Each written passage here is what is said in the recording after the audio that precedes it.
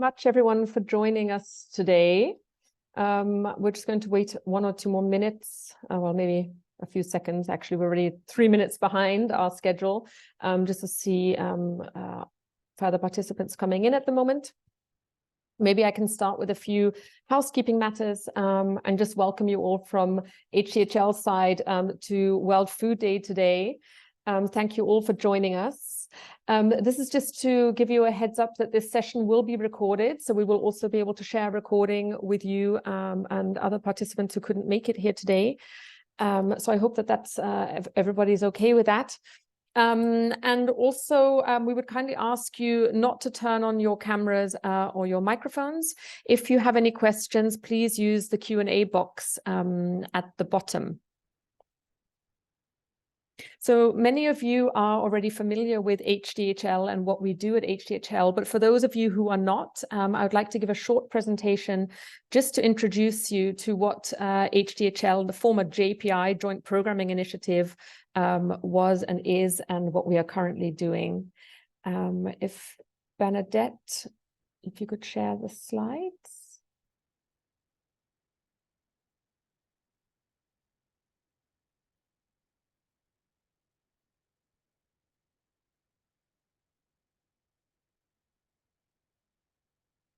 Thank you, Bernadette. So who is HDHL? Healthy Diet, Healthy Life. We are a former joint programming initiative that was funded by the EC and has now for almost 3 years now been a self-sustainable initiative. But we were funded by the EC for 10 years. Next slide, please. So what is joint programming? Joint programming is a public-public partnership, and it refers to the cooperation between member states. And most specifically, the Joint Programming Initiative, A Healthy Diet for a Healthy Life, which was our former name. We are now referred to as HDHL, Healthy Diet, Healthy Life. But it focuses on the societal challenges related to food, nutrition, and health. But we are also joined here today by 2 other JPIs, namely JPI Oceans and FATCHA JPI, who you will hear more about later on in our panel discussion as well. Next slide, please. So what is our mission exactly, and what are our goals? So the objective behind HDHL was originally to foster cooperation between member states. And the Joint Programming Initiative specifically focuses on the societal challenges related to food, nutrition, and health. We also ensure alignment, development, coordination, and promotion of national and European spheres. And most importantly, we're very much about knowledge sharing and our network as well. We are a member state-driven initiative with currently 18 countries on board, mainly European countries, but we also have Canada, Brazil, and Israel. And over the last 13 years, as mentioned, 10 of those years we were funded by the EU, but we have been a self-sustainable initiative now for 3 years, and we have established ourselves as a valuable interdisciplinary research and innovation hub that connects scientists and policymakers in the fields of nutrition, health, food, and sustainability. Next slide, please. So one of our core missions and our members, of course, I've already mentioned that we have 18 countries on board and that we are a member state-driven initiative. And our strategic goal is that by 2030, all citizens will have the motivation, ability, and opportunity to consume a healthy diet from a variety of foods, have healthy levels of physical activity, and that the incidence of diet-related disease will have decreased significantly. Next slide, please. It's always nice to mention a little bit about our governance structure, so I'll keep this one very brief, but it's nice, I think, for everybody to know and to understand how we function. So we have our secretariat, of course, that coordinates between our management board. The management board consists of various ministries, from health ministries, agricultural ministries, and also science, innovation, and education ministries. but also funding agencies. Then we also have a stakeholders advisory board. There are too many here to mention, but just to highlight a few, we are joined here today also by WHO, who's also one of our stakeholders, UFIC, DG Santé, IFA, ILSI, that's just to name a few. And we also have a scientific advisory board who provide a lot of impact also from a scientific perspective on our research calls as well. Next slide, please. So our third strategic research agenda was published in 2019, and it was recently updated also with a corresponding implementation plan that runs from 2022 to 2025. And it outlines the activities of our initiative for the coming 3 years. This is something that you can find also on our website if you'd like to know more about it. Most importantly here, this figure shows the new model, and you can see here the integration between the different areas that has also been improved in this latest version. You will see here that none of these areas stand alone. They all influence each other, and they are all highly connected. And our strategic research agenda also focuses on all 3 of these areas. Next slide, please. So with HDHL, we're really building on more than 12 years of successful collaboration. So this is something that we're very, very proud of. We bring together ministries, funding agencies, and research institutes from the health and food sectors to tackle societal challenges that no country alone could solve. We really believe in our network and working together and being able to move things forward we are most strongly positioned if we do things together and if we move things forward together. We have a wide range of knowledge, concrete outputs, and practical implications that are used to support policy developments in various countries within Europe, but also beyond. We run our own calls, but we also align with other JPIs and other initiatives to find synergies and to explore joint calls as well, to really ensure that there's no duplication as well. So, for example, you'll be hearing more about our joint call together with JPI Oceans and FACE JPI. This call was a knowledge hub called the Systemic Knowledge Hub, and you'll be hearing more about that later on today as well. This call really underlines, again, the systems approach that we use. And this is really, yeah, you'll really understand this a little bit in more detail when you hear the presentation later on as well. But we're also involved in several other European initiatives, such as ERA for Health, Food Paths as well, which is shaping the SFS partnership, Clever Foods, which builds further on the outcomes of the Fit for Food 2030 project, in which HDHL was also involved. Next slide, please. This is just an infographic that was created 3 years ago to mark our 10-year milestone. But I think it's always nice to show things in visually as well. You can see here that we have had over 80 projects so far. So I'm not going to read out every single milestone because there would be too many to mention. But some of the notable ones are that in 2015 at the Expo in Milan, we had a joint workshop with FACE to JPI as well in the pavilion of the EC. In 2016, the launch of ERA, HDHL, and HDHL Intimic. In 2017, we had the launch of Fit for Food 2030. And by 2020, there had been a joint investment of 107 million euros. And of course, since 2020, I've mentioned a few times now, we've been a self-sustainable initiative of which we are very proud as well. Next slide. And that's it. Thank you very much. That was just to give you a brief outline of who we are and what we do. Now, for the rest of the this afternoon and for our webinar, I'd like to introduce you to our moderator, Wouter Speck. Wouter, we're very, very grateful that you could join us to moderate this session. Thank you so much. Wouter has a PhD in developmental biology, which he obtained from Leiden University. He has, also he's done so many things. It's difficult to know where to start and where to stop. but Wouter has worked for the Netherlands Organization for Scientific Research. He has also worked for the European Science Foundation. He currently is the owner of TIB Development and also the director of the Eurobio Forum Foundation. He has extensive experience in policy development, from industry policy, science policy, but also partnership development. And I know that there are so many other things that I could mention here about but I think it's better if I hand over to you. And if you'd like to also say a few words, please do so. Thank you. Okay, thanks, Jessie.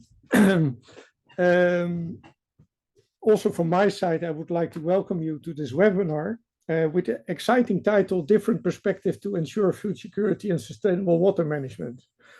And I hope that at the end of the webinar, maybe there is some perspectives being mentioned, but also how to implement them, because I think that's important. I don't want to waste too much time, but I just want to ask the question to Bernadette, is Lorenzo there or not, or do we start with the WHO? Yes, Lorenzo joined us. Yeah. I'm here. Ah, great. Then I will introduce you to you. Hi. You all have seen the bios, but Lorenzo is working as a senior economist and lead of the policy intelligence branch at the global perspective at the FAO. Hello, there are you. He brings more than 20 years of experience in global and country level long-term development processes and related implications for agri-food systems. I want to have as much time as possible for the speakers. I will be strict on time, but because I also want to allow our audience from some question at the end of your presentations. That goes for all of you. So Lorenzo, without further ado, I want to invite you for your talk on the future of food and agriculture. Go ahead. Okay, thanks a lot, Wouter, for the floor, and thanks to all of you for inviting me. I hope that you can hear me well. I'm trying to share my screen now.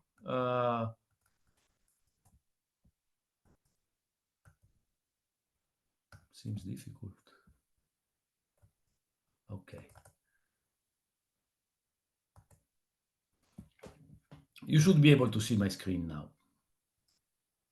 Yes, we see it in presentation mode. Great. So let's immediately start. Today is the World Food Day. I work for FAO at FAO, and you know the importance that FAO attaches to the World Food Day as a moment where everybody is called to think and also act on the future of our agri-food systems. So I picked up the subtitle of this event, Different Perspectives to Ensure Food Security and Sustainable Water Management. This is, in actual fact, extremely important because we cannot deal with a complex issue with only one perspective. In particularly, when you look at the issue of healthy diets for healthy lives, you see that there are so many intersecting issues and aspects that require us to think carefully about what we are discussing. So, of course, water is at the heart of many human processes, and beyond humanity, it's at the heart of many biological processes that affect our life, but affect the life of the planet as a whole. And we are invited during this World Food Day to use water wisely, to reduce food waste in order to reduce water use, to reuse water, to eat local and seasonal products, eat fresh food, clean up and not to pollute, and also eventually also to speak up and engage with decision makers for change. And I just picked up some of the actions that FAO considers as important in order to address the issue of water. And but when we browse these actions, we immediately realize that we are facing a systemic problem.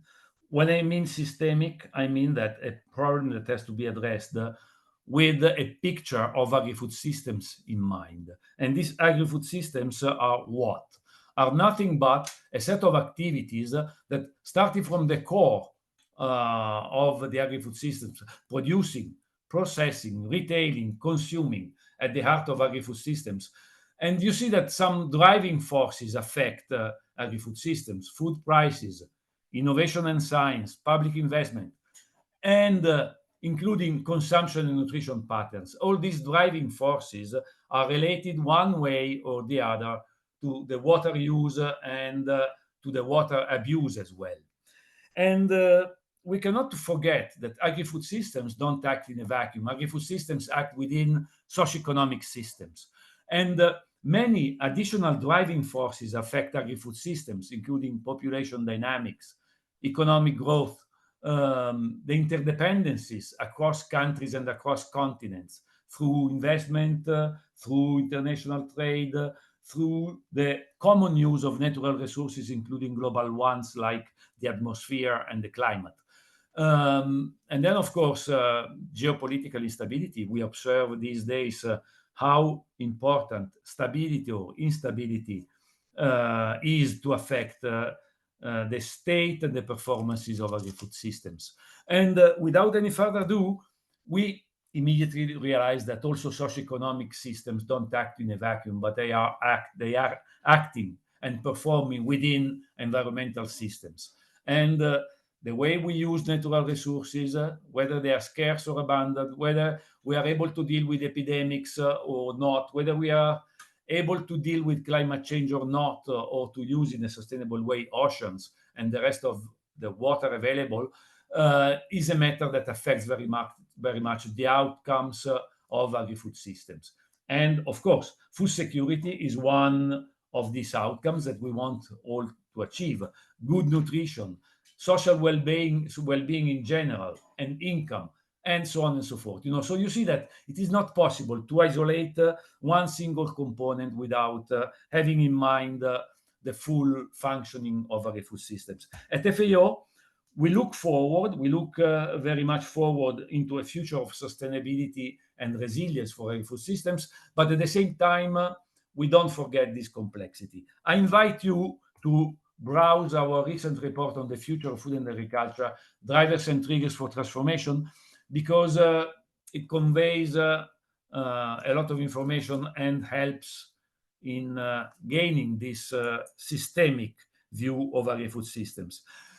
Let me say that we build up this report by analyzing many driving forces of agri-food systems with a specific goal in mind. The specific goal was let us detect what are the signals that we get out of these drivers that may reveal possible futures of agri-food systems. And of course, one of the important signals that we get is that a good portion of countries are already affected by high or extremely high water stress. And climate change is adding negatively on that. And this is something that we cannot forget if we want to imagine possible futures, and in particular, if we want to imagine a future of sustainability and resilience. You see, we call them weak signals, not because they are weak per se, but because they are weak compared to the future. And of course, the signal that we get when we look at water has to be combined with other signals.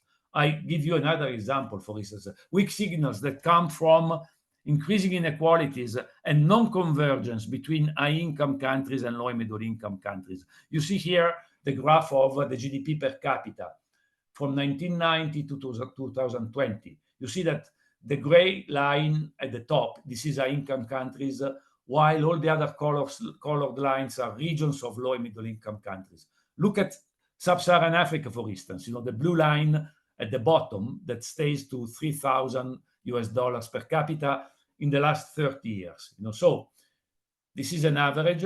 Many people are well below this amount. So now the weak signal is that we are not moving towards a convergent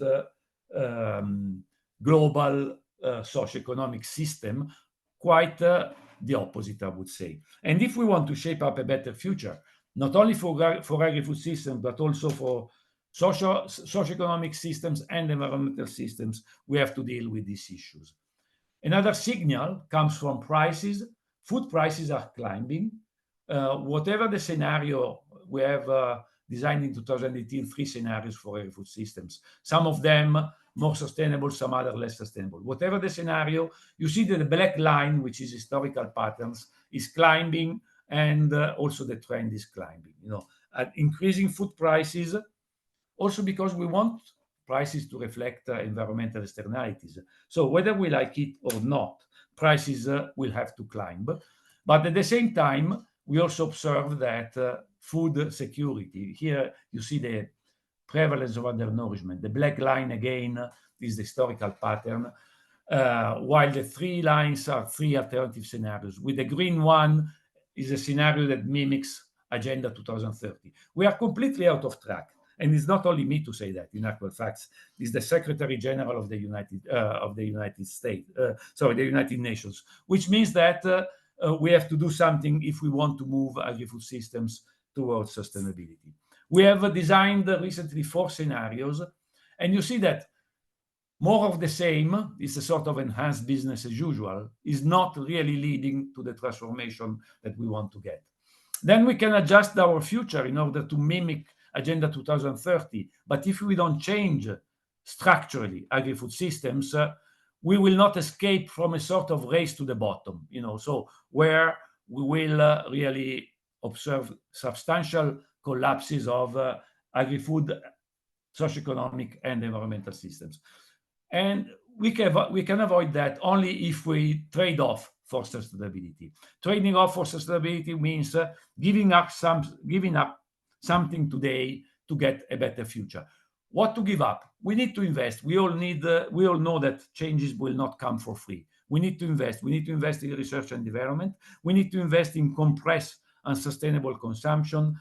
And we need to invest in building human capital. We need to invest in addressing climate change. So just to give you simple examples. And if we don't invest, if we don't give up current consumption for a better future, we will not achieve any substantial change. And it is not me to say, and you don't need to be an economist to understand that if you want to invest, you need to give up something now. So without any further ado, we have identified 4 areas of investment: governance, consumer, citizen awareness, income and wealth distribution, and innovative technologies. This is what FAO calls triggers for transformation. I don't want to spoil your reading of the report, so please go through the report, The Future of Food and Agriculture. You will find more on that. And you see that all these 4 triggers of transformation affect very much water use and affect the aims that we have if we want to achieve a better water consumption all in all. Let me conclude with a key message that is also the key message that comes from FAO whenever we look into the future. It is still possible to avoid the collapse of agri-food, socioeconomic and environmental systems, but we have to give up unsustainable achievements that we have, and we have to trade off them with longer-term sustainability and resilience. We are not only out of track for Agenda 2030, we are also out of track with conventional agriculture, that we know that it is not sustainable. And frankly, it seems that there are a lot of resistance to change towards innovative forms of agriculture. There is little to be optimistic, frankly, but at the same time, pessimism is a luxury that we cannot afford. If we didn't have 3 billion and more people not able to afford healthy diets, we could say, okay, fine, I'm pessimistic, eventually it will work anyway. No, it will not work, because whatever the situation, I imagine the worst that actually could happen in order to summon up all my reserves and willpower to overcome every obstacle. Allow me to quote an Italian philosopher that said that in a very difficult situation. We are in a very difficult situation, but again, we don't have other choice but to focus and gather our energies and shape up a better future. I stop here. Over. Well, Lorenzo, thank you very much. I'm sure that everybody agrees with me that you have set the scene, you have set the challenge for us to deal with. I don't know if there are questions from the audience. You can either do it via the video and the microphone or via the Q&A button at the bottom. But before to do that, maybe I can already challenge you a little bit further. You talked about the food agricultural system, the need for change. You talked about the socioeconomic environment. Isn't it so that we also are facing, it's even bigger than this, but because we are talking about an energy transformation, we're talking about mobility transformation, we are talking about a healthcare systems transformation. So indeed, there's much more going on. So my question to you is, can you really address the food agricultural transformation in that sense that you don't look at the other transformation as well? You already mentioned water, but I also know that energy will also be a decisive factor for the agricultural world, in fact. What do you think?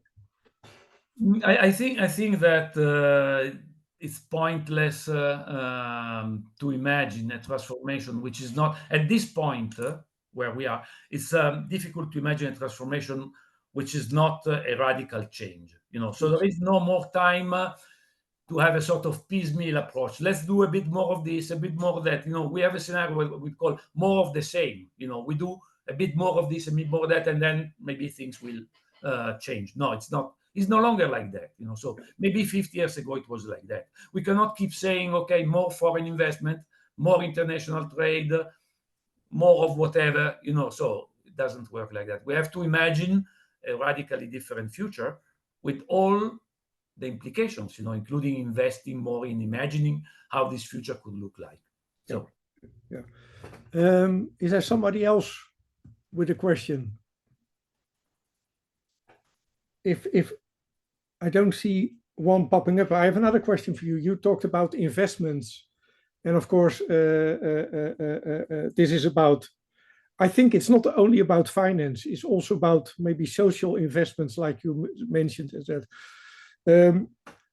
I love technology. I love innovation, but I learned the hard way the last 40 years that it's not only about technological innovation; it's also about social innovation. Maybe it's even more on social innovation. What would you advise us there? How can we deal with that? Yeah, I thanks a lot, you know, for the question. In actual facts, investment is a much broader concept than financing, you know, and investment means investing in changing our mindset, you know, which is probably the most difficult thing to do. You know, changing our mindset requires investment in plenty of things, starting from education, self-educating ourselves, but also educating our next generations, you know, investing in human capital in terms of schooling systems, investing in civil society and mechanisms that govern civil society in order to have a much more powerful civil society able to interact with governments. And investing means, how to say, outsmarting also false, for instance, public-private partnerships, which aim only just to greenwash or the behavior of actors in agri-food systems and in general in economic systems. And you need a lot of investment in culture. You know, social culture means the way every citizen sees himself or herself in a complex society. You know, and all these are forms of investment that, if you skip them, you will not get the transformation that we aim at. You know, so this is what I think in a nutshell. Maybe a last question on this matter. A couple of months ago, I was in the region of Bolzano in Italy, and we talked about food policies and all these things, but I also talked to a couple of farmers, and they say, what you are talking about, we have different problems. So the problems on the floor where people work are different from the problems we think are on a global scale. How can we balance that off, because we need these people as well? I believe that now people touch with their hands climate change. 20 years ago, we said, okay, climate change is a matter of climatologists, I may say, bright economists, and so on and so forth. Now people really feel that something is changing, and so I believe that we are closing the gap between problems that are perceived at the higher level and problems that are perceived at the lower level.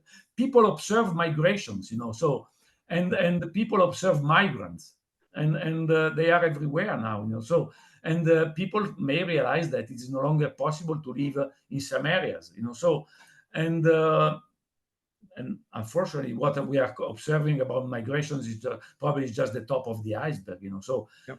People increasingly receive signals that are not only in our books or in the FAO reports. These signals are available to everybody to understand what type of future we are preparing, and these signals should act as a sort of warnings to people that say it's time to change. Whether you are at the floor or you are at the top or you are in the middle, wherever you are, you have now signals that should push you to change. Okay. Well, thanks again for your presentation. Looking at the time a little bit, I want to go to the next speaker, which is, in fact, it's a video, an introduction by Kremlin Brika Masinge. He's the head of the WHO European Office. And then we do some question and answers with both Holly Rippon and Selina Douglas, also from the WHO. So Bernadette, if you can start up the video, that would be great.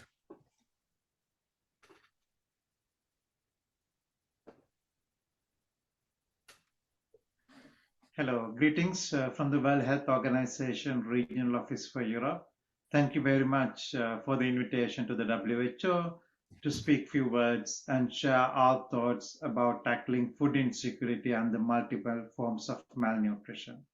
I'm Kremlin Vikramasinghe, Regional Advisor for Nutrition, Physical Activity and Obesity in WHO Europe. This has been a very close topic to our work in the region and also for our collaboration with many member states. In the recent years, all forms of malnutrition and how do we link it with rising challenges such as food insecurity, climate change has been a cornerstone in our discussions. Also, in our efforts to tackle non-communicable diseases, we are trying to understand how to link these multiple global agendas with relevance to our region. I will now share my screen and take you through some of the slides I have, and please feel free to get in touch if you have any questions later. The WHO Regional Office for Europe started a new program called Special Initiative on Non-Communicable Diseases and Innovation because the growing burden of NCDs and also to prepare our region for the next UN high-level meeting in 2025 on NCDs. And we are looking at not only non-communicable diseases, but all the risk factors related to NCDs, which include nutrition. So we have two arms here. One is there are already agreed global targets. And how do we race to the finish for 2030 Sustainable Development Agenda to save the maximum number of lives in our region from NCDs? So we call it race to the finish. What are the quick wins we can implement through policies to save maximum number of lives? Then Vision 2050. How can we make a more resilient Europe by 2050, addressing some of the long-standing issues such as the perma crisis, including climate change and other challenges? With this context, I'm trying to share a few information or the events and publications that WHO has developed to fit this topic. We understand unhealthy dietary pattern is a major barrier for our region and cause to leading disease burden related to NCDs. And then we are looking at how can we bring a novel way of thinking? How can we look at the whole systems? And how can we link other big policy initiatives from our member states, such as the climate change agenda, to address all forms of malnutrition and reduce NCDs? And what kind of tools do we have? And I'll discuss this in my next few minutes. We know that food environments and systems and policies are all integrated. So because unhealthy diets are one of the major leading risk factors in our region, we are trying to link it with many other initiatives, such as the hypertension initiative. How can we join our effort to save lives from cardiovascular diseases and soil reduction together? How can we make sure we work with the agriculture sector in all the way in the whole system for food security, healthy foods, reducing salt and cardiovascular diseases? And how can we address other issues such as the cost of food, accessibility, affordability, and also availability? Because the food insecurity is coming due to several reasons in our region, and in a level that we have never seen before in our region. In a way, we are less prepared to address this topic. We have less platforms and opportunities to talk about food insecurity in our region. So it's important that we recognize all forms and all the factors contributing to it and have a whole systems approach to discuss this. We are increasingly see that many school meals are being discontinued, or school meal suppliers are not meeting the recommendations for school meals because of the rising cost, or pulling out of contracts in many countries in our region because they cannot provide a school meal according to the standards for the price that they agreed earlier. So with these rising food prices and all these challenges, we want to look at it from the whole systems approach. Let me take a few slides to set the scene about the current status. In one hand, we have one of the richest data sets from the Childhood Obesity Surveillance Initiative from more than 40 countries about the primary school meals and primary school children's overweight and obesity. We see that the fruits and vegetable consumption varies significantly in our region.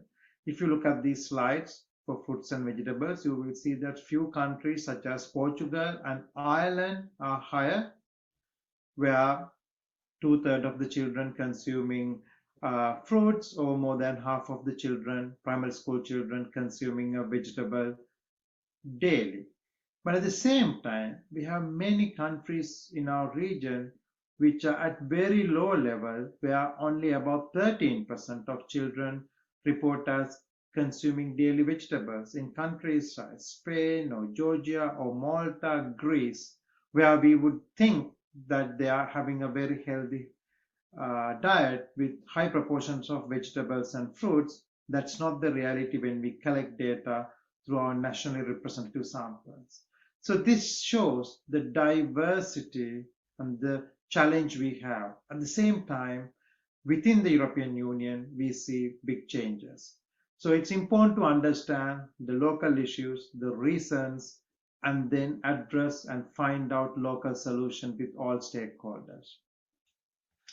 It's also same for sugary drink consumption. We see big difference in our region.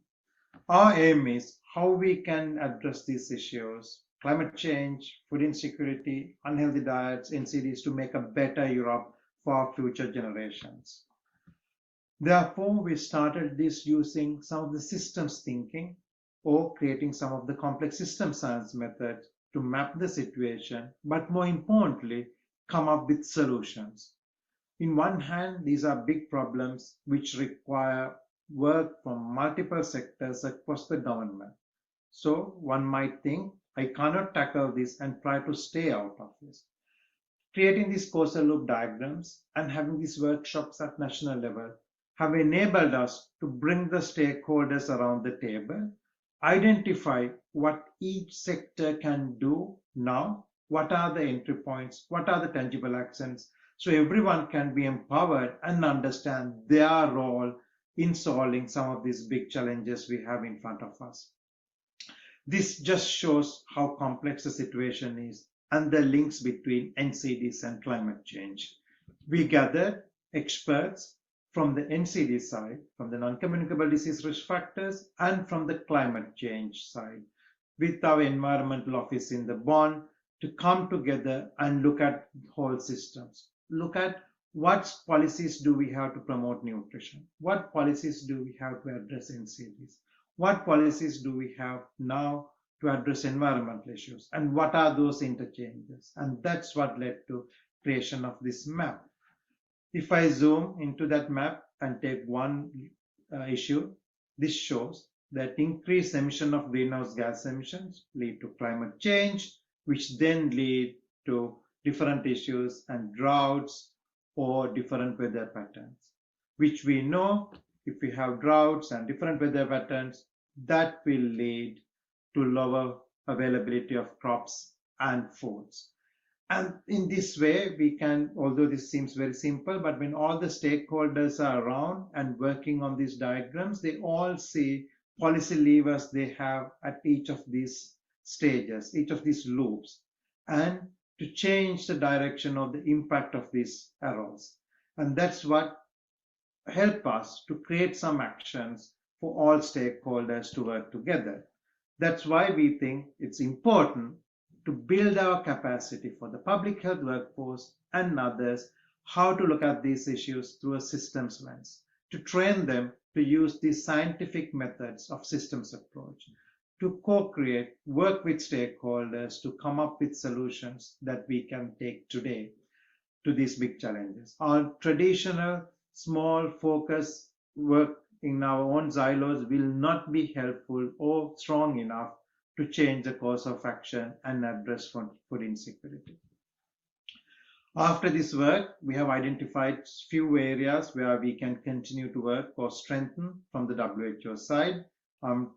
Introduce some of them, and they range from developing scientific tools such as food profiling models, taking both nutrition and environmental impacts into consideration, developing manuals for food procurement, and many other aspects all the way to training on systems thinking. We have recently looked at food profiling models. We have used nutrition profiling models to rank food based on their healthiness.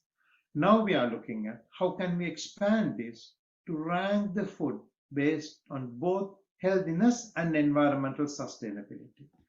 So we published this paper, we conducted a systematic review to look at how many models are available to score food, individual foods, according to their nutrition standards, but also environmental sustainability. Now here we want to look at how many models are considering more than one criteria to assess their environmental sustainability. Most commonly it's a greenhouse gas emission, but many models have used the water use as well. In this way, we are hoping we can develop a model where everybody can agree that for food, which are the most sustainable foods. At the moment, some stakeholders are more interested in greenhouse gas emissions, some stakeholders are more interested in the biodiversity of the food production, some on the water use, land use. It's very difficult to come to consensus and have common criteria and a tool to assess healthiness and sustainability of food. And this remains one of the biggest challenges where scientists and experts should come together and build consensus. We have also developed manuals, one about how to do food procurement using both sustainability and healthiness. It's one thing to develop dietary guidelines or advice, but it's another thing to really make it feasible for our system to get this food and serve them onto the tables in our schools, hospitals, and other institutions. So enabling food procurement officers to meet these criteria is an important step in our system. So we identified it through the systems mapping, and we identify this as a barrier and an enabler. So we have developed a manual with some draft text for tenders, how to write a tender, how to call tenders, how to assess those tenders to meet these criteria. in keeping in line with the current legislation in the EU and other countries. And so these are some of the work we are working, and at the same time, there is some consumption that if you look at plant-based diets, that they are automatically healthy for the planet and healthy for the human health. But we are trying to encourage people to look beyond that, look at actual salt level, look at actual fats level, and look at the real nutrition information to make sure that planetary or plant-based foods are actually healthy for humans as well. So really bringing both science together is a very important aspect. We are developing a data platform where countries can simultaneously quantify the health impact and environmental impact of dietary policies. Some countries are going through the process of updating their food-based dietary guideline to address food insecurity, to address climate change, to address NCDs. Now, if they can simultaneously quantify different scenarios on nutrition, health, and environment, that gives them a lot of information and insight. This platform will be launched in November, and it will be available for member states to use free online tool. And this will enable for different dietary scenarios to look at diet-related disease mortality or burden in Delhi's. At the same time, different environmental indicators, current baseline scenario, and different scenarios that they want to model for. And it's already populated with data, but also the users are able to change the data to better suit their local situation. We are also developing different publications to draw the attention for the digital food environment, which is in a way driving food insecurity and also widening the gaps in our community. So it's important that while the digital tools help us to get more information, to get access to food, that we should have correct regulations and policies to make them healthier and also to address food insecurity, not to widen it.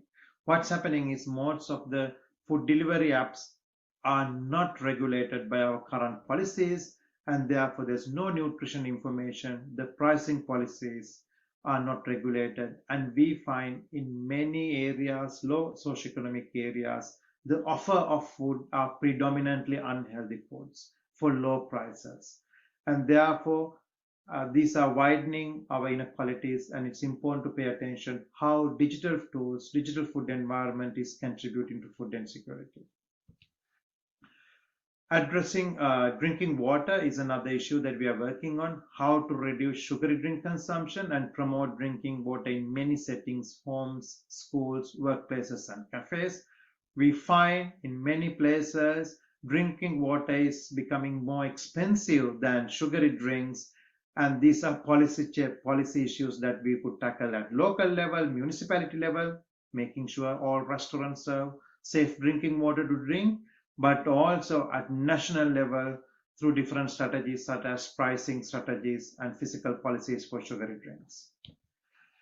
We are looking at how to expand as the next steps our nutrient profile models for both health and sustainability, how to promote our systems change, systems thinking work to build the capacity for workforce to look at the health systems approach, but going beyond the health system to look at the whole of the system, and practical tools such as the examples I showed you, the food procurement manual or the modeling tool, practical tools to support countries to address these common issues. And with that, I would like to acknowledge all my colleagues who helped me with these slides. And if you have any questions, please feel free to get in touch. And thank you again for the invitation for this conference. And I'm delighted that I could record this video for you. Thank you. So this was a perfect presentation of the WHO, and I think we now have Holly Rippin and Selina Douglas. They're both involved in the Special Initiative for NCDs and Innovation at the WHO. So again, the floor is for questioning and answer.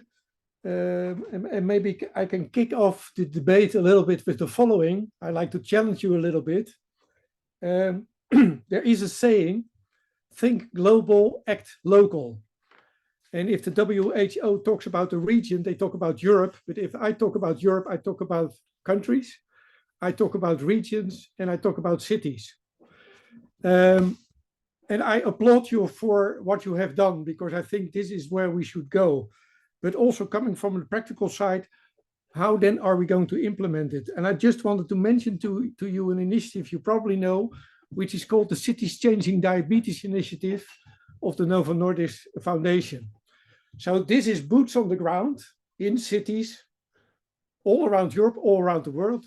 By the way, it started in Europe, where they work with people trying to change habits and try to get them out of a diabetes situation into a healthy situation, because we know the disease is irreversible. How would you work on that, on this practical point of view, and what is important for you there?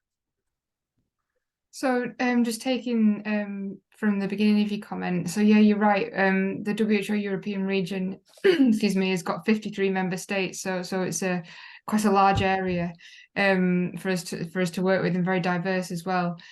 So what we do is, when we're working on these work streams, is we tend to have these projects, and we'll work with member states, and we'll pilot these projects with a number of member states across the region. So we'll work with our focal points in each member state to make sure that our projects have got national relevance. So we work to ensure that our sort of policy advocacy is relevant in the national context.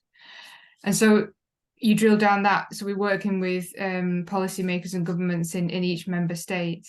And then where relevant, we'll also use our focal points and contacts and our collaborating centres as well to work with sort of our contacts on a smaller scale. So cities, just taking the public procurement manual that you saw in Kremlin's presentation, we actually worked with Public Procurement Officer Bettina Bergman-Madsen, who is based in the city of Copenhagen. And we used her sort of case study example as a basis of developing this manual, because the city of Copenhagen was leading the way in this area at the time. So in that way, we recognise that think global, act local, and vice versa. It's a two-way thing, and you can't just be one or the other. So we do that in across our different projects, across the SNI team. Okay. So.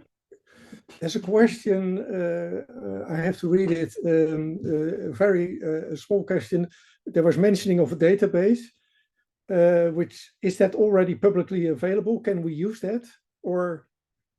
It's not, no. So the diet impact assessment tool, which has a large database behind it, it will be publicly available and freely accessible as well. And we're actually planning to launch that on the 6th of November. So it's coming very soon. And yeah, there'll be details available of that very, very soon. So we're planning a launch webinar from 1 o'clock to 3 o'clock Central European time. Okay. Yeah. And maybe something which hasn't been mentioned before, maybe the elephant in the room. How about industry?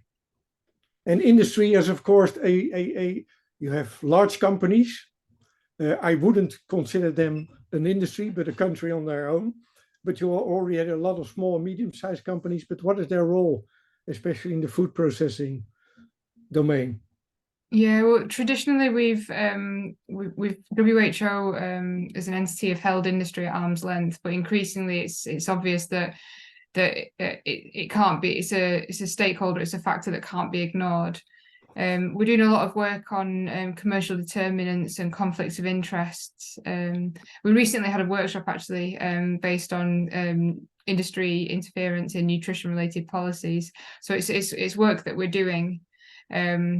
And then we're also recognising that industry has a role to play in sort of healthy and sustainable diet. So, for example, our reformulation manual, we're working to develop a reformulation manual that's aimed at both policymakers and also small and medium enterprises. So you might have your big like multinationals who have the resources to be able to look into reformulation technologies, but your small and medium enterprises might not have that sort of that heft, if you like. So we want this manual to be accessible to them, so that they can reformulate for the benefit of human health and planetary health as well. So it is something that we have on our radar also. Yeah. I'm aware I've spoken quite a lot. Selena, if you have anything to add, then please do jump in. To about the first question, really, I suppose I'm working more on the system side. I think initially we are going to go for top-down approach. Obviously, as the system develops, looking at the national, sub-regional and local level is something we definitely need to take forward in the coming years. Okay. Well, unfortunately, I have to go to the next speaker. But we have some room for questions again in the panel session, so be sure to come back to you. The next speaker is an interesting project, a systemic project. It was jointly funded by 3 GPIs, as you have heard probably before. And we have Professor Marco Bindi from the University of Florence, who is a climate expert and also involved in the IPCC. So the floor is yours. Okay, thank you. And I hope that you can hear me Yes. well. Yes. Okay, good. Now I try to share the presentation. Okay, and so please tell me if you can see full screen. Yes, I can. We can. Okay, good. Okay, so thank you very much for inviting me in this, I don't know how I can call conference, workshop, or meetings, however. So I'm here representing the 3 coordinators of the system project. Of course, myself, as the moderator just said, I'm working at the University of Florence in Italy. And then the other 2 co-coordinators. The first one is Aptamu Halem, that is working in Norway. And the third one is Duarte Torres, that is working in Portugal. So as you can see from the title of my presentation, but is also the name of the project, systemic project is dealing with adaptive strategies to mitigate global climate change and malnutrition. We would like to deal with these issues with an integrated approach, and in particular to evaluate all the different components of the sustainable food chain. So okay, I try to go ahead. Okay, good. So here there is an outline of my presentation. The presentation, it should be divided in 2 parts. In the first part, I will try to summarize very quickly the systemic project that is a knowledge hub project, speaking about the approach, the consortium, the methodology, and the work plan. This is especially for people that are not familiar with this project. And then as the person who invited me, and since we are speaking about sustainable water management, I will show you a few examples of what we are doing in the project. And these examples are related mainly to sustainable water management. And in particular, as some of the speakers before me said, that it's also important to take in account the global scale, the regional scale, but also the local scale. So in this case, these examples are strongly related to the local scale and strongly related to farmers. So one is mainly related to the improvement of irrigation advisory service. That could be a very important tool for our farmers in the future to have better water management, and the second one is related to improvement of crop model application that also represent very important tools for our farmers, especially if we are thinking at a digital agriculture. So starting from the first part of my presentation, as I said, Systemic is a knowledge hub, and is based on a holistic approach. So we are trying to address the sustainable food system, taking account all the different components, starting from the production, then moving to the nutrition, consumption, and also taking account public health. The project, as Jesse said at the beginning, was launched in 2019, and as several times has been said, is a joint initiative from the HDHL JPI, the Ocean JPI, and the FACE JPI. So I go quickly related to this issue. A few words about the consortium. The consortium is based on the contribution of 42 European teams from eight European countries. Many of these are coming from Italy, but there is also teams coming. There are also teams coming from Belgium, France, Spain, Norway, Portugal, Germany, and Latvia. In total, the people involved in this project is around 117. And what is very interesting is the very wide expertise skills of this 170 research. There are people dealing with agronomy, people dealing with biology, dealing with people on economy, human health, consumer behavior, and diets and nutrition. So it's a really very challenging consortium that is putting together people and researchers with a very wide background skills. So it's as I said, it's a really challenging, especially when you are sit in the same table and to find some agreement on different issue. But it's a very interesting point. About the approach, we are planning to use as much as possible a multidisciplinary approach based on transversal activity like webinars and workshop. Also in terms of data sharing, because this is a very important point for a knowledge hub, in terms of capacity buildings, and also in terms of stakeholders involvement.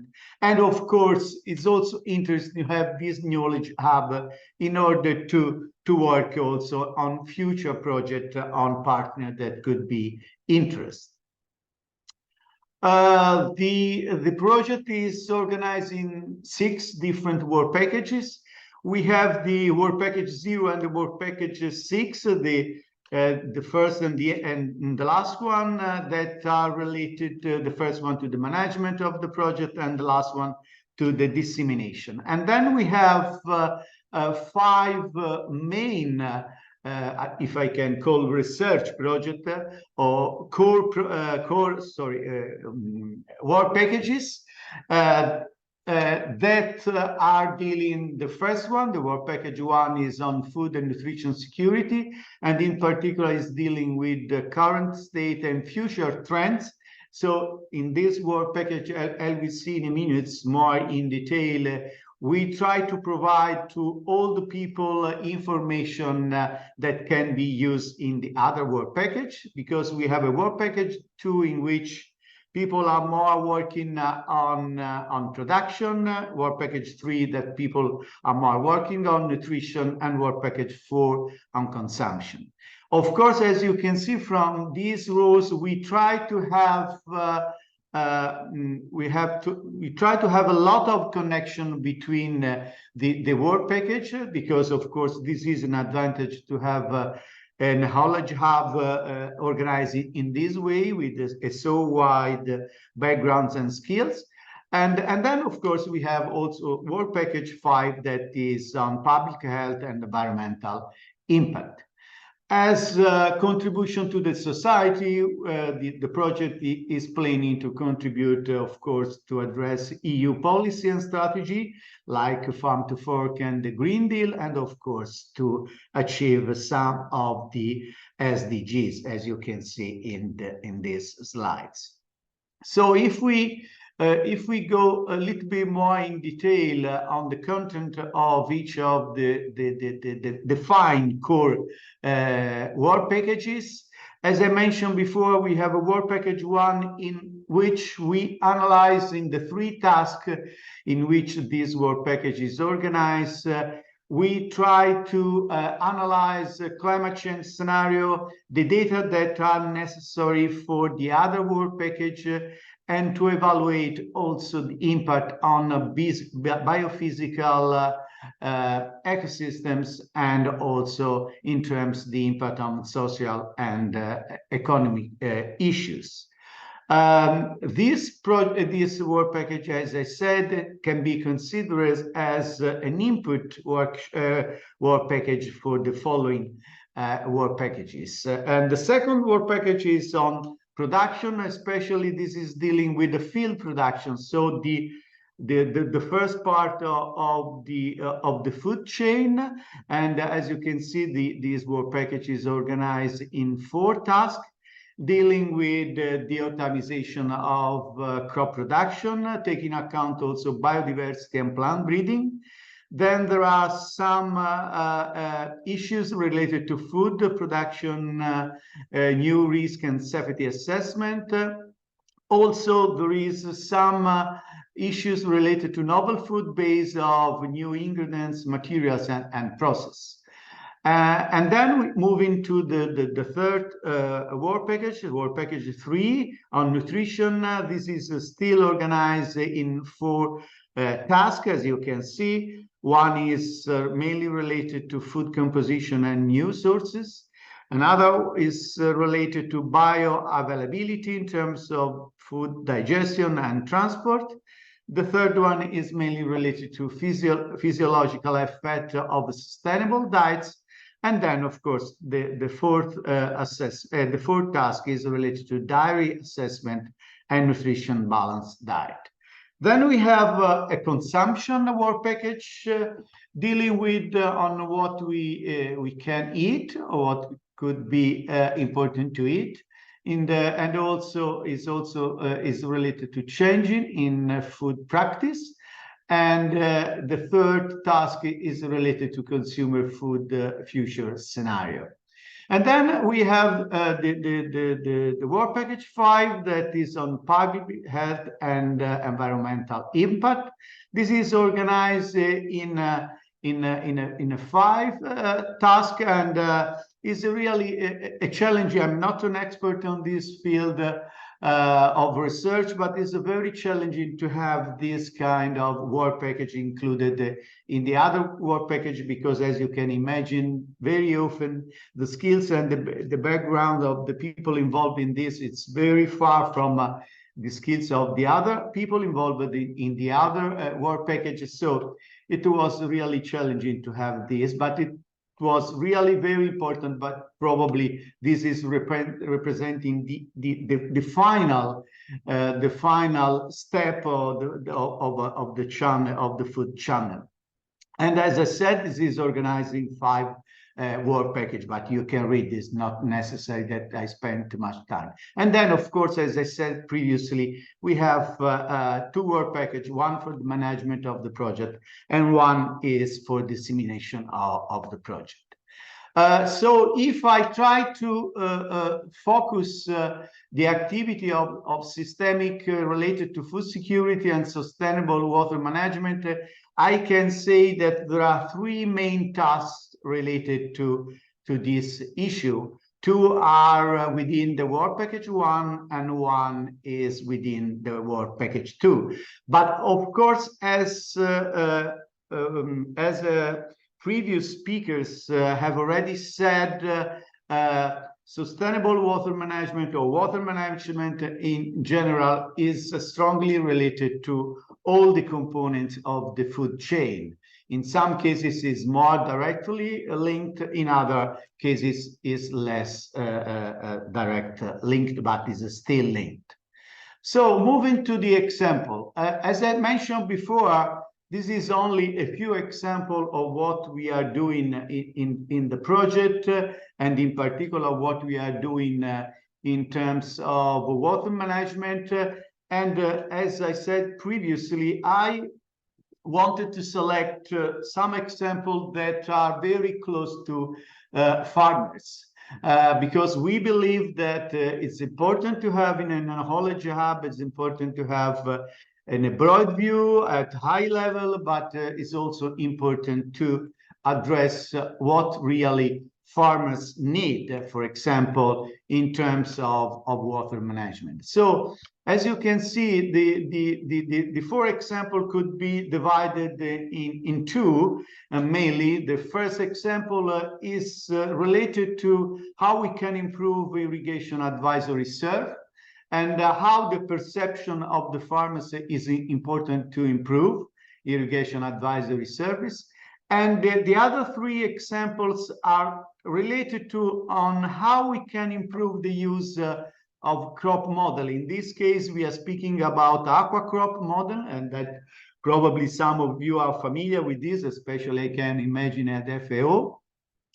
And in particular, we analyze three different interesting aspects on the application at a farm level of crop model. The first one is the possibility to use not only traditional and standard weather station, but try to use what we call personal weather station in order to improve the resolution, both in terms of the spatial resolution and the time resolution of the information. The third example is related on the use of remote sensing data for improving the application of crop model. This is another important point, especially at the farm level when we speak about digital agriculture. And the last example is related to the possibility to have for cereals emergency irrigation. We know that usually cereals are not really irrigated, but since the climate is changing, since the rainfall events are reducing, both in terms of the amount and at the same time is increasing in terms of the intensity. So we investigated if emergency irrigation could be an adaptation strategy, especially in this case for durum wheat. So I'm moving very quickly to show you a few slides about the four examples. And so starting from the first example, as I mentioned before, we believe that irrigation advisory service represent a very important tools for farmers. But in order to be really helpful for farms, it is necessary to take in account the needs of the farmers and the end use. So in these studies has been produced questionnaires. This questionnaire has been distributed to farmers.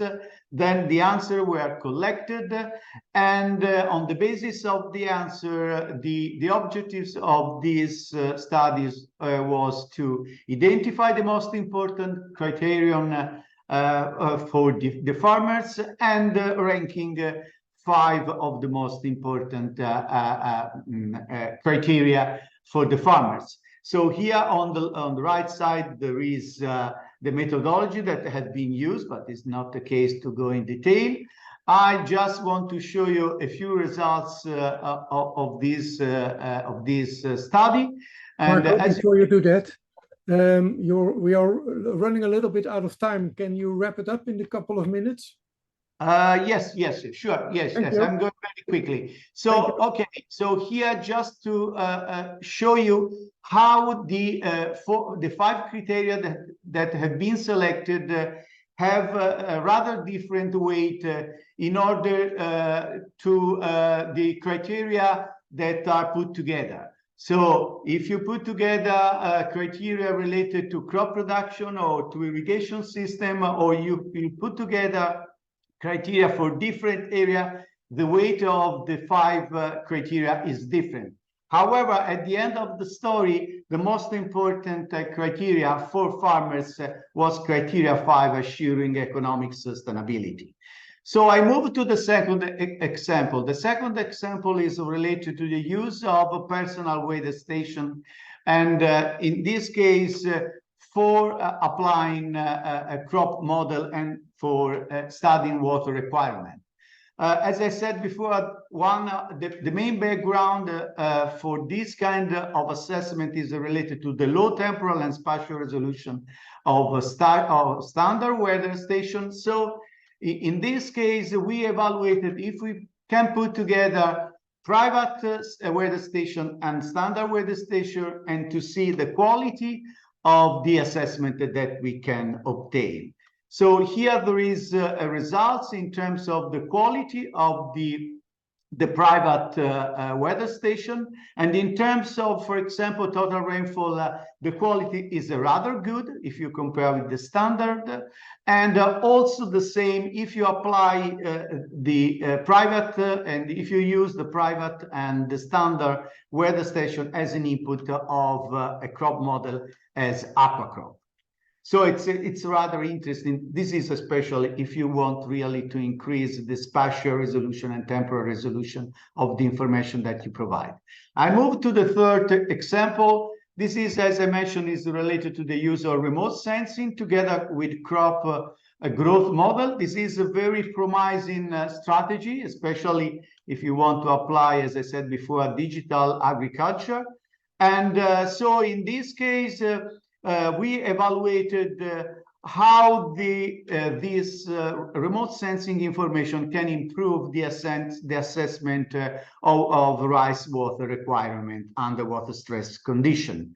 And from these slides that I show you very quickly, it's rather clear that if we introduce, we put together remote sensing data and crop simulation model, we can improve a lot the estimation of biomass pattern and irrigation water requirement. I move to the last example related to the emergence irrigation. In this case, also we would like to evaluate if, as I said before, emergency irrigation can be considered an adaptation strategy to climate change. And in particular, we evaluated for durum wheat, we compare 4 different hypotheses with different level of stress in the crops and with different level of irrigation treatment. What is interesting, when you compare and you evaluate the different treatment in terms of bean yield, in terms of water potential, and in terms of income. In the first 2 cases, when you look at the yield and the water potential, the second treatment, it seems the best treatment, but when you take in account also the income, you can see that the third one, it's a little bit better than the second one. These are, as I said before, just only a few examples of what we are doing. This is our web page where you can find all the information. Of course, I selected this example because are rather closer to my research activity, but there are many other examples that you can find in the web system. And I would like just to give you an information. Next week, we'll have the final meeting of physical meeting of the project in Porto, in Portugal. And in this final meeting, because the project will finish at the end of next June. So we are planning to define in detail a white paper in which we try to summarize the main output of all the project. And I hope that I was able to remain in the time, but probably I was a little bit longer. Thank you. In any case, thank you very much for your presentation. We are running a little bit out of time, so I want to skip the question and answer. Maybe we can do that in the panel again later on. So I immediately want to go to Domenico Ventrella, who's working at the Council for Agricultural Research and Economics in Bari in Italy, who will talk about the project Water for Agri-Food. Okay. See, okay, thank you very much. I'm sorry, but I have a problem with my webcam. Okay. I'm sorry. I don't know what happened. We can hear you quite well, so. Well, it's better to close. Yeah. Just a moment, please. Okay. Okay.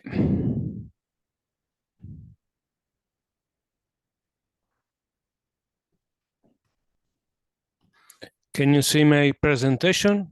Yes. Okay, thank you. Thank you very much for this opportunity. So the title of my contribution, that also the title of the project, Water for Agri-Food. The title is Improvement of Mediterranean Agri-Food Production in Condition of Water Resource Scarcity. So water for agri-food fits into a context in which the water is the most limiting factor for Mediterranean agriculture production for quantity and for quality, both in southern Italy, but also in northern Italy. So the climate change impacts the water agriculture system with increased evapotranspiration demand of the atmosphere, increase in water or irrigation needs, reduction in the availability of water resources, impacts geographically uneven, above all for rainfall, and accentuated in hotspot areas. So I start with this paper of some years ago. It talks about the agronomical adaptation strategy under climate change for winter durum wheat and tomato in southern Italy. I will show you the results about the tomato. So in this paper we compare for the province of Foggia in southern Italy 2 scenarios with the increases of +2 and +5 degrees in a global temperature compared to a baseline reference scenario. So this is you can see the response function of tomato yield to irrigation in the baseline scenario. But if we move in the 2-degree scenario, you can see the response as a function of the tomato. In this case, for this scenario, you can see that the yield gap is almost restored by optimizing irrigation. And yeah, with about 500 millimeters. And finally, this is the response function in the +5-degree scenario. In this case, the adaptation capacity is largely exceeded, and we can say that the game should be lost. This is the reason because we need to move towards adaptation and mitigation. In other words, we need crop systems with a very high capacity for adaptation and the mitigation of climate change. So this is the slogan of Water for Agri-Food. The slogan is give more water to agriculture, but the agriculture has to use water more efficiently and effectively. And in my opinion, this is one of the best way to valorize the water. The Water for Agri-Food was a 3-year project funded in the European Research and Innovation Program 2014-20. The title was Improvement of Mediterranean Agri-Food Production in Conditions of Water Resource Scarcity. So the water resources available for the crop evapotranspiration are the 3 types. We have the green water, that is the water from rain that infiltrates into the soil and is retained. The blue water, that is the water in groundwater and the surface water bodies, natural or not, available for irrigation. And the third type is the gray water. The gray water is the wastewater good for agriculture.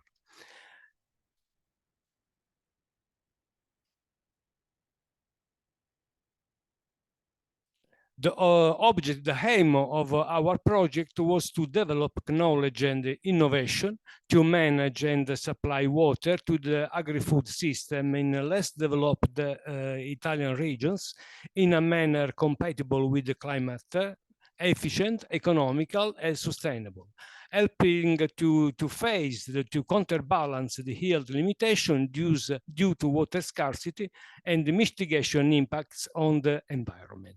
The target audience of the project was mainly the farms, but also the territorial water management bodies and the company of agricultural goods and services.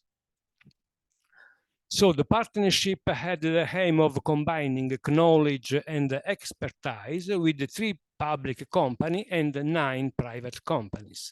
The public companies were Canale Mignano Romagnolo of Bologna in southern Italy, il CREA with 3 centers, agriculture and environment, genetics and bioinformatics, policies and bioeconomy, and the University of Catania. With Water for Agri-Food, we developed a smart box to face the challenges of climate change for everything related to water in agriculture. There were 5 work packages. The first one, in the gray water work package, we carried out researches regarding the wastewater. In the green water, we studied green water work page. We studied the modern arid farming based on agronomic and genetic innovation. In the third work package, the blue water, we studied the precision agriculture for profitable crops in order to increase the water use efficiency. In the price water work package, we studied to individuate pricing policies for using water in a sustainable way for the environment, economy, and society. In the last future water work page, we studied the adaptation of crop system to climate change and fight new pathogens. In the next slide, we'll present snapshots of just 2 tasks from the first 3 work packages. So in the Water for Agri-Food, the key points for using gray water were phytoremediation, recovery of wastewater, and the reuse of reclaimed water. In this task, the identification of plant species that can be used in phytopurification systems was studied. Among the compared species, Phragmites and Cyperus were the most effective in the phytoremediation effect, completely covering the filter bed with high biomass production. This task studied the agricultural reuse of treated domestic wastewater for the irrigation of horticultural crops. Lettuce and tomato were irrigated with the conventional water and wastewater from domestic system treated with and without ultraviolet lamps. The results were that the yield and the health parameters of both crops demonstrated the positive effect of phytoremediated wastewaters treated with ultraviolets. We go to the green water work package. Modern arid farming is based on agronomic technique aimed at conserve and increase soil water retention, reduce runoff, soil evaporation, and deep percolation. Using green water and use blue water, but in a deficit regime, as deficit irrigation, partial root zone drying, etc. Increase the efficiency of rainwater or irrigation water in a deficit regime. So the three key points for the green water use are soil amendment, conservative agriculture, deficit irrigation. These two tasks related to green water, soil water retention to increase water use efficiency through organic amendments, and optimization of water consumption using soil amendments, demonstrated the positive effect of compost on soil water retention, on soil water content in a peach orchard system, and on water use efficiency. We move now for the blue water work package, and precision irrigation to reduce water losses, optimizing yield, is based on technical innovation for irrigation material as drip lines, dripper, etc. Agronomic innovation has adopting shade nets, mulching, subsurface irrigation, etc. And digital innovation as using decision support system. So the keywords of the blue water are technical innovation, agronomical innovation, and digital innovation. In the task, increased water use efficiency by reducing unproductive water inputs and outputs through innovative cultivation practices, the positive effects of two photoreflective mulching sheets on water use efficiency resulted in a peach orchard in Rutigliano, in province of Bari, in southern Italy. In the last task, the development and use of a web application for sustainable management of irrigation and water saving in agriculture, the IRRIFRAME, the scissor support system for irrigation management, has been upgraded. IRRIFRAME is one important DSS tool used for irrigation management in 7 million hectares of 16 Italian regions. The algorithms for fertirrigation, proximal sensing sensor, and prescription maps are currently being developed. So I finished my presentation, and thank you for your attention. Well, thank you very much for your presentation. I have one question because you have sketched it out for us, a very intriguing project and approach to precision agriculture. The work you have been doing was based in Italy. Yeah. How can you transfer this to other, let's say, countries or regions in Europe?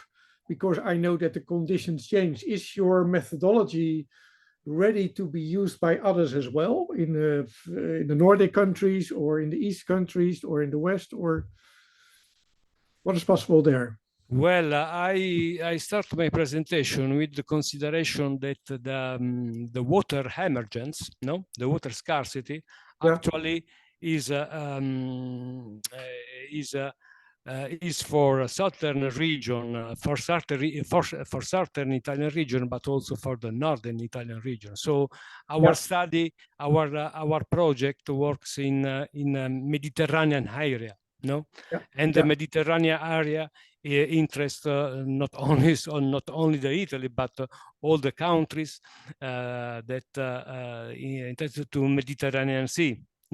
In North Africa and the other region. So I think that our results are good for other countries that Italy, for Mediterranean and for all the countries that affect climate change. There's a very specific question here, which I am very intrigued by. And it goes the following: did the project also consider algae for the phytoremediation or phytopurification systems? Have you considered algae? Consider, sorry, the I don't know how to call them. It's written algae. It's seaweeds or microalgae. No. We love with the domestic farm, and we obtained the wastewater, and we tried this wastewater for horticulture production. Yep. Yeah. Okay. Well, considering the time, I think we have to leave it here. Thank you very much for your presentation. Bernadette, shall we take 3 minutes before we start the panel? Yes. Yes? I think that's a good idea. Yeah. Okay, so we will try to start the panel in about 3 minutes, so you can get your coffees or other drinks available, and then we start the panel. Welcome back, everybody. We had 4 very interesting talks already, but now we return a little bit to the GPIs and their role and their vision, because I have 3 eminent guests who know everything about Europe and how to deal with the problems ahead. So, and in the beginning, the GPI HDHL was already introduced. So I will start with Ingeborg, representing GPI Oceans, and maybe you can tell a little bit what you do and also about GPI Ocean as an introduction first. Sure, thank you. Yes, my name is Ingeborg Korme, and I'm part of the Secretariat of JPI Oceans, or JPI Healthy and Sustainable Seas and Oceans.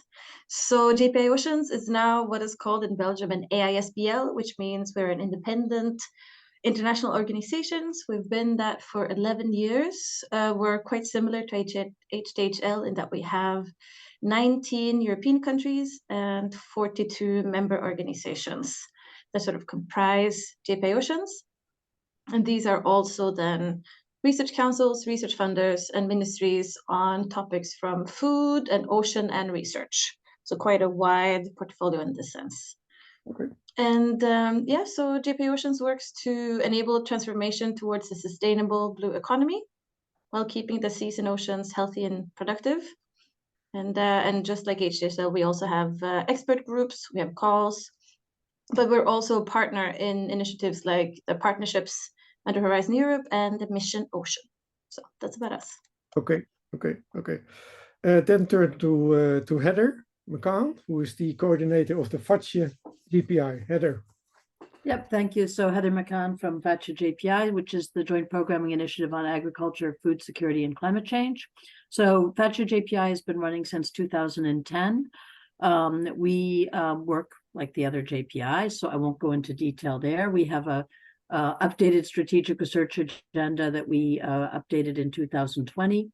So we have 4 core themes, which are agriculture, an agricultural sector that contributes to climate neutrality, sustainable and resilient agriculture, and then nutrition-sensitive agricultural production for food security, and finally, trade-offs and synergies between food production, ecosystems, and climate. So those are our core areas, and I invite you to look at the FATSE project wheel, which is a summary of all the different projects under the FATSE umbrella, so giving a wide a view of everything we've done so far. So I'll stop there. Okay. Well, we will go back to the details later on. And finally, we have Laura Fernandez, who is chair of the Stakeholder Advisory Board of Healthy Diet, Healthy Life. Maybe some introductory words from you as well.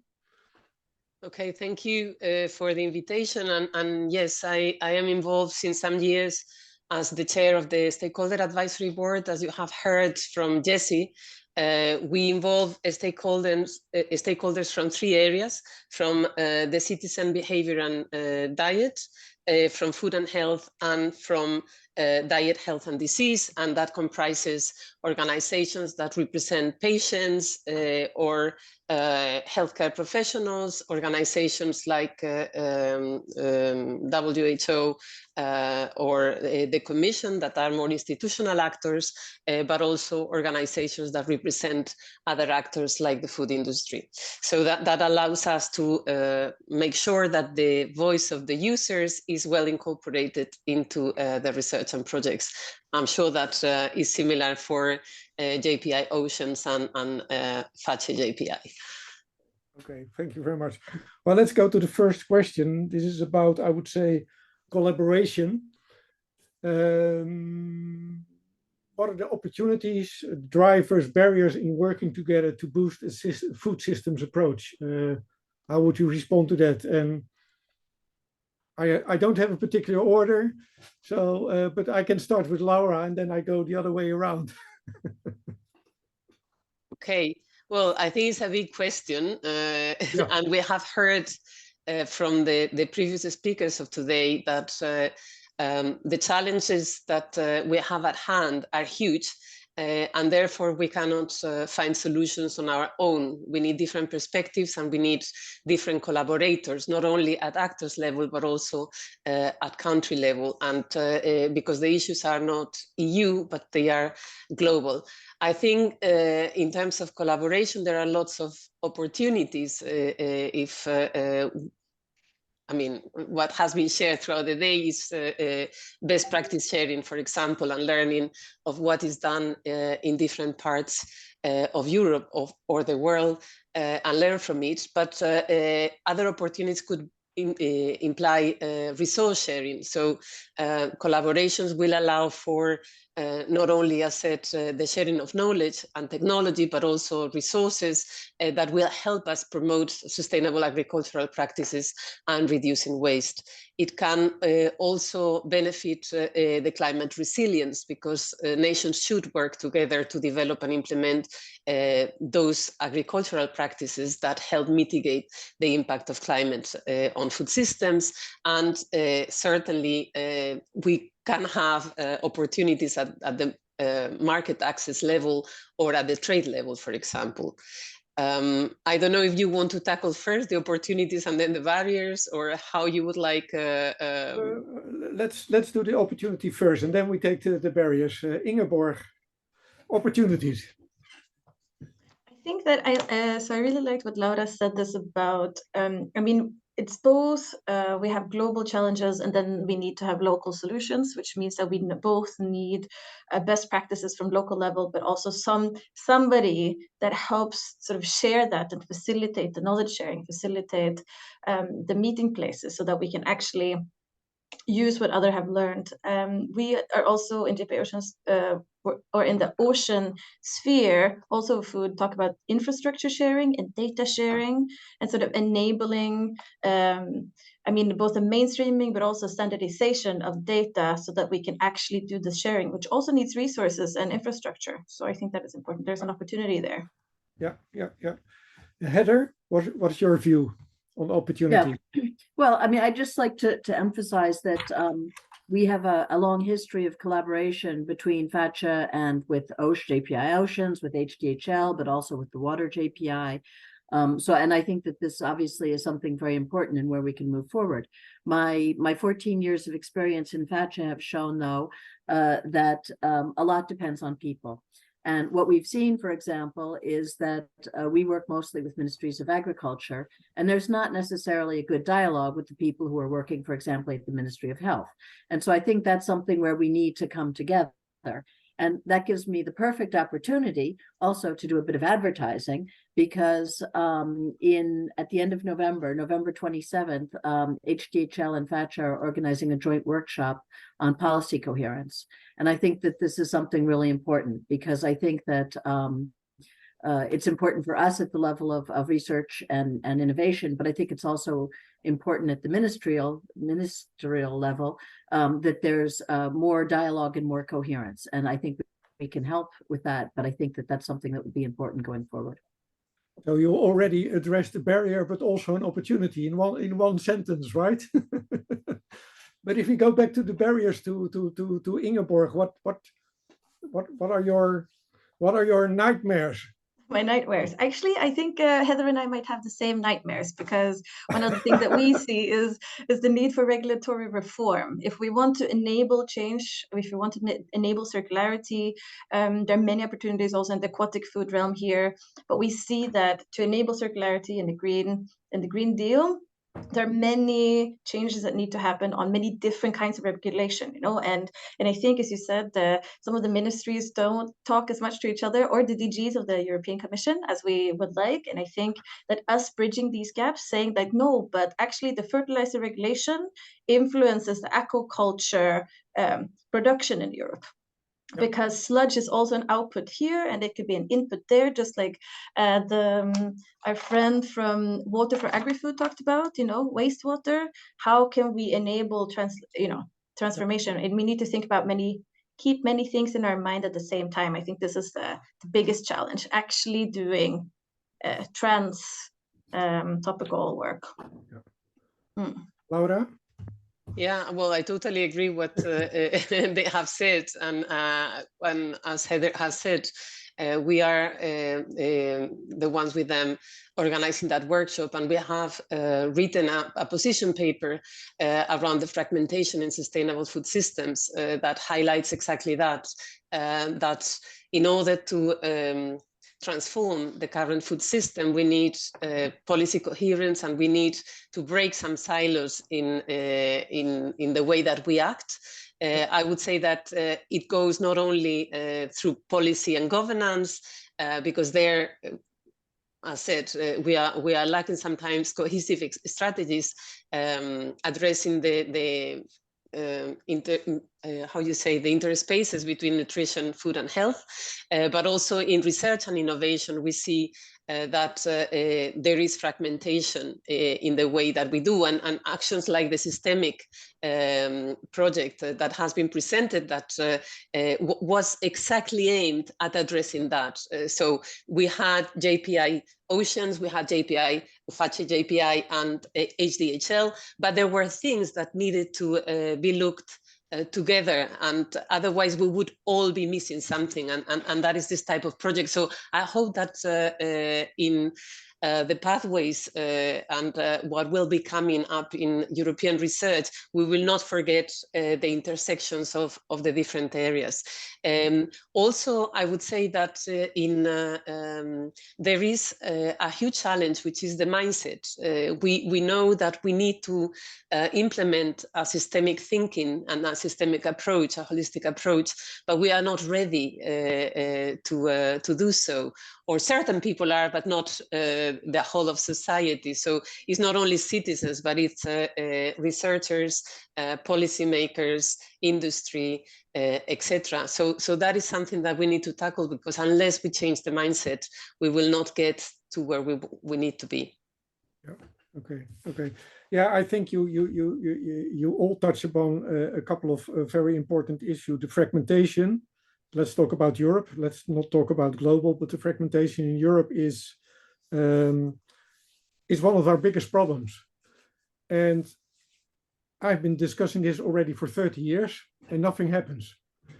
So there is something really wrong in the system, really, really wrong.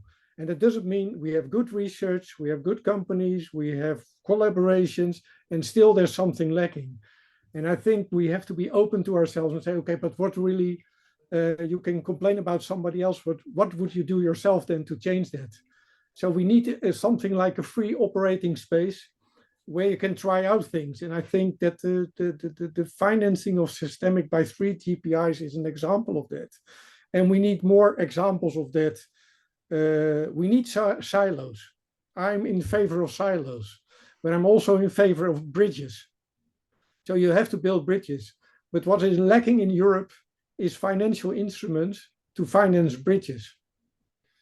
And if we don't go there, but that's my personal opinion, based also on what you told me, this is what we need to change. And this is experimenting with new financial incentives, giving the GPIs or others the room for experiment, it's not business as usual. It has been said in the webinar in the beginning. This is also not business as usual. You need to have new incentives. And the nice thing is, we did it in Europe. We had programs who were effectively doing that, but we got rid of them, and that's a real waste. But maybe we can recycle those ideas. I wondered if I could say something here, because Yes. it was a challenge, but also an opportunity that was mentioned in a way. Yeah. And so I like that was mentioned about this pricing policies for sustainable water that was mentioned. And that also made me think of the new financial taxonomy, which, so my background is I'm an ecologist. And I mean, there is a different way of talking about sustainability now than 15 years ago. I feel like it's much more on the mind of businesses as well, that, I mean, more and more of us agree that we need to make a change, which I think is an important first step, but also that we need to see that businesses, if they are farms or larger industries, they all need to be able to sort of survive and earn money while transforming, but we need to get to a place that it's sustainable, right? And so helping with, if it's policies, if it's taxes, if it's something else that helps support the transition, I think that is very important that you say this about financial mechanisms. It's not only about words, it's also about money, right? Yeah, but you all talked about the regulatory framework, and we all know that regulation is always somewhere behind. And we need to experiment there as well. And I have been involved in a couple of regulatory sandboxes where you do an experiment in trying, okay, this is the regulation, but what would we really do? So we don't have the regulation. What would we do to organize it? And something of trying to do some is to set up regulatory sandboxes for some of the topics you have been discussing and say, okay, what could we do? And you don't do it alone. You need ministries, you need standardization bodies, you need industry, big, small, you need researchers, you need policymakers, you need lawmakers. But you start from the perspective, okay, we need to do it different, but how would we do it in a sustainable, etc. way? Of course, it's not like, okay, let's get rid of the regulation and do something very stupid. So there are ways to go a step further and then see what can we do. We can do it with public procurement instruments as well. But I think this is what's lacking, I think, currently. So we have the possibilities, we just have to do it, and we just have to take the time to do it and to experiment, because it's new, it's not old, so it's new. Heather. If I may, I mean, I think one of the things that going forward we will be trying as an experiment is this living lab approach, because I think the living lab approach is something that is ideally brings in all the actors. It's a way of experimenting in real life circumstances with the idea that this will bring bigger impact. And I think the partnerships are certainly putting a lot of and the Soil Mission are putting a lot of sort of investment into this living lab approach. And I think it's something that we can consider also in the JPIs, but it's also a different way of collaborating and working together. So I think that's something to consider also for the future.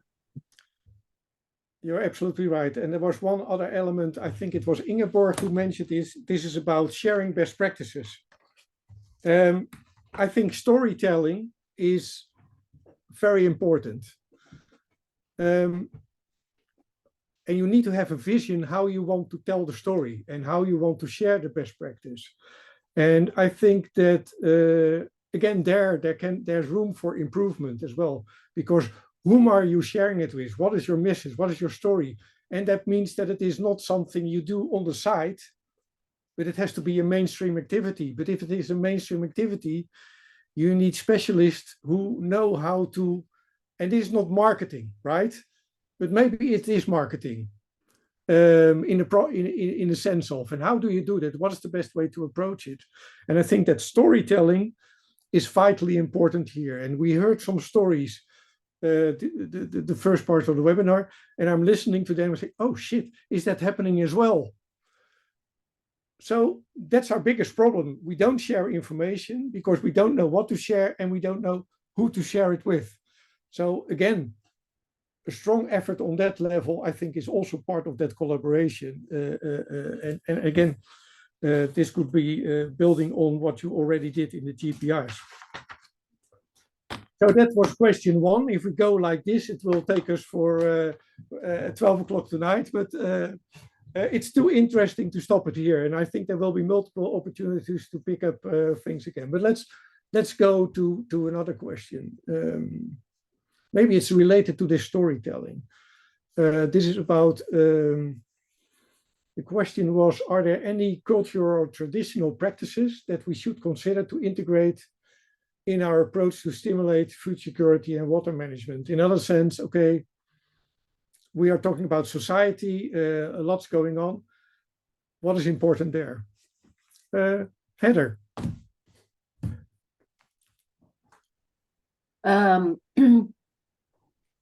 So, I mean, this is something that we haven't really focused on in FATSA JPI, but I mean, clearly, there is a lot of traditional knowledge. There's a lot of, particularly related to agricultural practices.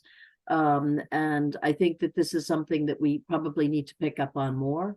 I mean, I think that one of the things that's wonderful about working in Europe is the diversity that we have. And so I think that that's something that we need to leverage better probably going forward. But it's not always so easy.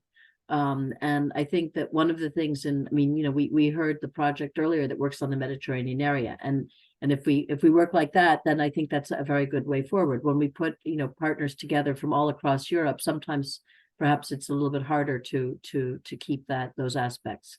But I think that yeah, I don't really have anything else to add on that at the moment. I think it's something important, obviously. Yeah. Laura? Like Heather, I mean, in HDHL, we have not dealt a lot with that. But what I can add is that indeed, what Domenico presented shows that things can be extrapolated, that we can learn from each other, from the culture and the tradition, or the new innovation that are done in different parts of the world. And I would say that we should not only connect within Europe, but connect with other regions that may have some knowledge specific to them that may become very relevant to us, particularly as climate change advances. One thing, coming back to your point on storytelling, I think it was Holly from WHO that mentioned Bettina. She is the one who has push the public procurement advancement in Denmark. And for me, I heard her once in a workshop that was organized, and I was flabbergasted by her storytelling capacity. And I think it came out of her passion for what she was doing. I never thought that public procurement could be sexy or appealing. And actually, she made it so, I mean, compelling. It was fantastic. So I think we need more people that really live what they preach, and that are able to transmit those messages and empower others to do the same. Even, I mean, she empowered me, even if I don't work on public procurement, to, you know, push that sort of mindset of everything is possible. We all can contribute, and the sky is the limit. I mean, we all need to do something towards that big challenge. Yeah. Ingeborg? Yeah. I think that, so I'm also the coordinator of an ERANET on blue bioeconomy, and their circularity is very important, and using side streams and waste. And I think that there are some important links back to more sort of traditional knowledge or local knowledge. There's eating the whole animal, wasting nothing. It has this kind of this, you know, we know, you know, globalization of agriculture the last 15 to 20 years, the number of, like the area of farms is almost the same, but the number of farmers or the number of you know, units is much smaller, right?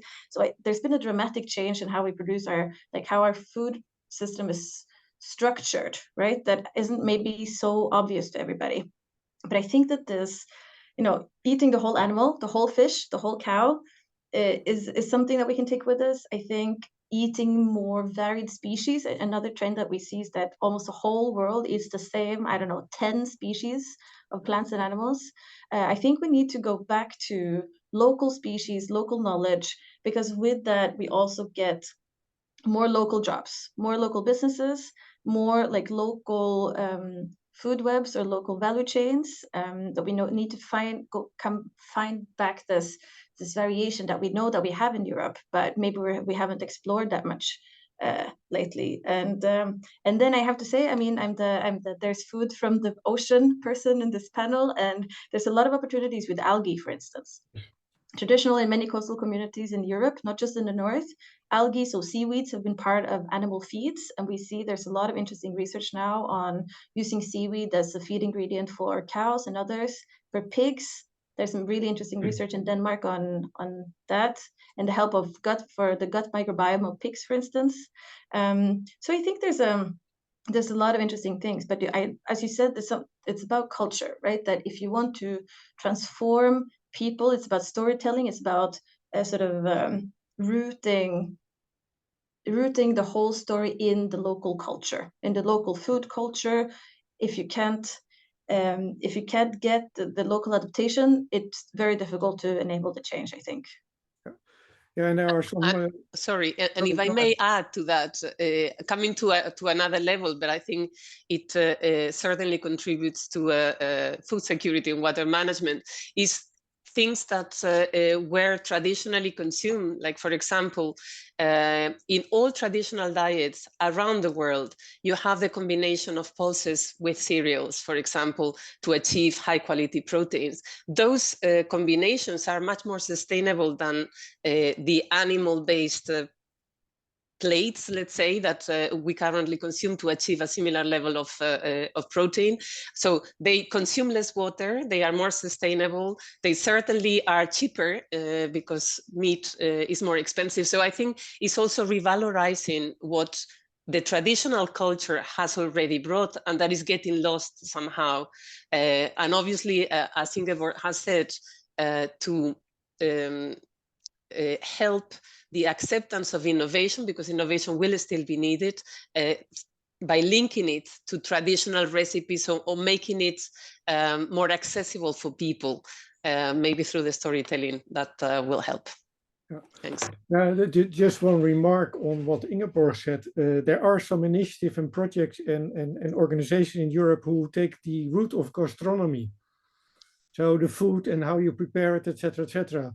And in our society, we don't know anymore to use the whole animal because that was lost somewhere. But gastronomy could be a way, or cultural cooking. If I look at Rotterdam, where I live, we have 157 cultures. So we have 157 cooking ideas, etc. And maybe there's much more to gain if you would explore that in a certain way. So do it on a local level, on the living lab or the community level, and try to organize it there. And that's also my intervention. You can think global, we need to change this, but you really have to do it local. And local, there are good ideas. But there's a big gap between global or policy making and what's really happening where the boots are on the ground. And I think there's much more to gain from that perspective as well. So let's go. I have an example, just one quick example. I saw that some work being done in Sweden and Finland on incorporating sustainable food and diets, but through school meal programs. Yes. Which was super interesting. Yeah. There's the Food Shift 2030 project. I think it's run by the University of Copenhagen. They will also have a final conference somewhere, I don't know, before Heather's final workshop. Anyway. Let's go to the third question. This is not about COVID-19, but this is about tipping points. And COVID-19 has been the tipping point, right? In a lot of perspectives. So, but if we look at the food system transformation, if we look at food security and on water management, what would you consider are tipping points, which are happening or which we need to invent, which we need to drive? Some thought on the COVID-19 type of tipping point for food system transformation. Who's willing to? No, I'll jump in. I mean, I think that, obviously COVID-19 was a real eye-opener. because we saw that our supply chains are not as robust as we thought they were. But obviously now we have the situation in Ukraine. And I mean, from the Thatcher point of view, I mean, our title is Agriculture, Food Security, and Climate Change. And I have to be very honest, up until like about a year ago, we really didn't talk about food security very much, because food security was not, it wasn't such a big issue in Europe. We had food. We had enough food. I mean, maybe there's problems of access and so forth, but I mean, we produced enough food. And now we're seeing that is in jeopardy when we see what's happening in Ukraine, and the amount of grain that's coming out of Ukraine, and the constrictions that are happening now. So I think that the picture is changing a lot, and it's a system that's maybe much more vulnerable than we realized. And I mean, I think that of course, here I'm today talking on behalf of Thatcher JPI, but I'm also very much involved in the agroecology partnership that's coming up. And I think that diversifying our food systems, making them more robust, is obviously one of our most important aims going forward, because climate change is happening, and it's happening a lot faster than I think that people really expected. And obviously there's I mean, water is obviously a major issue, but not just because of drought, which is one of the problems in many countries, but also because of flooding. And so I think that we're at a very, very, very critical point in time, and action is needed now, and action is needed, as we've all said many times today, by working together, but at a systemic level. Laura, do you want to comment? I think Heather has said it very well. So certainly systemic approaches and working together. Maybe what was different in COVID, not that it's in reality different, but the perception was different, is that at the time of COVID, there was a sense of urgency and a clear fear of the potential consequences that were very concrete. I don't think that we are yet seeing the huge consequences, even though we start tangibly seeing the impact. I think we want to believe that it's not like that. And COVID was very concrete. It was in terms of deaths of the population. So here we are talking of something that is even more complex. So I think the communication, what was mentioned before, so really trying to keep hammering on the awareness raising of the problem that we have at hand and the consequences that it has for all of us. I mean, at all levels, the health of the people, the health of the planet, you name it, you have it. That is super important. And I hope that we will keep moving towards that aim, because time is running out. I think I was thinking the same thing, the sense of urgency, right? That people needed to die during COVID-19 for it to feel serious, but also we were all stuck at home very physically. It was very, like, it hit all of us, right? But I think in a way you could feel it this spring, I think it was, when there was a literal shortage in the supermarkets in Europe. There was shortage of various products, and I think it hit people closer. There was like for instance, me, I bake bread, my own bread at home, and it was difficult to find wheat flour, and Carrefour had the limit of 2 kilos per person for a shopping trip, which made the war feel much closer to home. You know, like I needed to think about, like, do I have enough yeast? Do I have enough flour? It's more tangible then. But I think also it's part of the issue that we have when it comes to creating a sense of urgency, both that it unfortunately it needs to get a little worse, I think. And it's getting worse, definitely. You see it with like the fires and the floods and the crazy things that we're getting more and more every year. But also because we're trying to, it's a very complicated system. It has very complicated issues. The solutions are quite complicated. And then to manage a storytelling and a communication around this, to say like, what are the solutions when the politicians ask you, but what should I do? And you're like, it's complicated, you know? It's like, how do we manage the communication part of this to be clear for what the solutions are? I think this is part of the problem. Well, that's of course one of the challenges we have, and that's coming back to the narratives. most communication around this is negative, and that doesn't work. Somebody should say this doesn't work. So how can we turn it around and make it a positive story and see that there are social, but also economic benefits? And I'm not a specialist in that, because that's probably completely, but I'm thinking about an advertising agency, or how do you, we must have examples where we can show, you see, this is working, but we are, in some way, we are not reaching the people we are talking to. And I think that's why I talked about best practices, because everybody at a certain point of time in a certain area is talking. We should share best practices. But if people don't listen, they don't listen. So we need other ways around it. And maybe we should have people from design industry or young people to show us the way. How do you do that? And I think that's also very important, to realize that maybe we are not the best people to do that, and maybe somebody else should help us, at least, in try to get it around. But okay, that's what it is. I have a positive thing that is happening. Okay, great. From the blue side, the blue economy side, so not just food, but we see there was a trend report from DJ Mare on investors in the blue economy. So not just for food, but also including fisheries and aquaculture.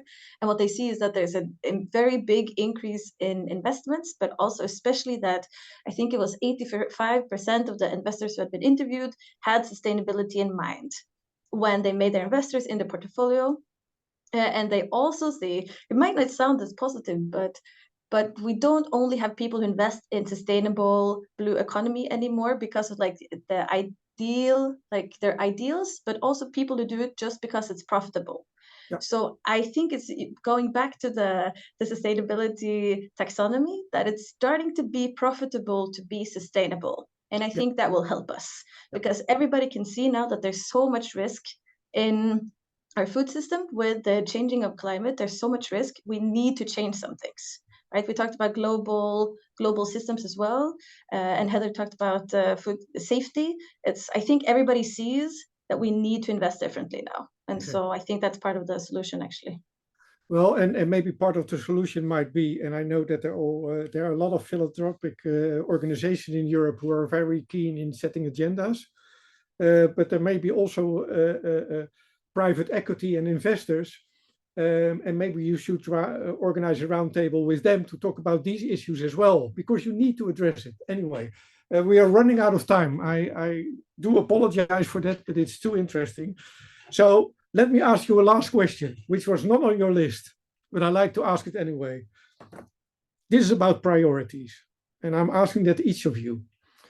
So what if I could provide you with executive powers, or billions of euros, what would you do?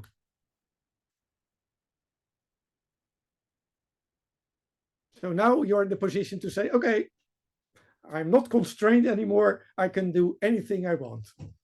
What would you do? If we talk about food system transformation, if we talk about food security, if we talk about sustainable water management, and all the issues we have discussed. I have a first wish, I think. That's also good. The first wish. I think we talked about COVID-19 and how, because it was the top of the list for everybody, we managed change really quickly. But I think to manage these kinds of changes, you need to have a lot of people in bureaucracy to work on them, to sort of actually fast track a lot of processes. I would have put quite a bit of money in sort of helping all the poor people in Commission or in every country who deal with this, so we can just process things faster. When we talk about my people, with the novel food regulation, for instance, it takes so long that they can never get anything through. So like making sure a lot of these processes go faster, my first wish. And then I like help in any way that you can the Europe moving to a plant-based diet, or what I call like a low trophic diet, because we have some low trophic animals in the aquatic space that are almost like plants, but like moving to low trophic diet, I think will be a very important part of the food systems transformation. Noted. Laura or Heather, who's first? I can add another wish, and my wish on top of Ingeborg would be that in order to make it present to the minds of everyone, all media and all governments will put the focus on that in terms of communication. And I think that would speed up quite a lot the things. And I left the third wish to Heather. Okay, well, I second wishes 1 and 2.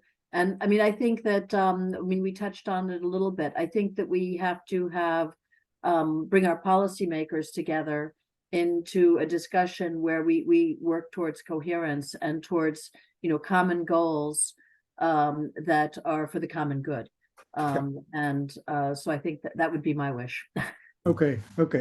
Well, thank you very much. I think we will end it here. As I said before, I could have gone on forever with you. It's too interesting, but we have to stop in terms of the time. I want to thank you for your input and the discussion. And I would like to head over to Jessie or Bernadette.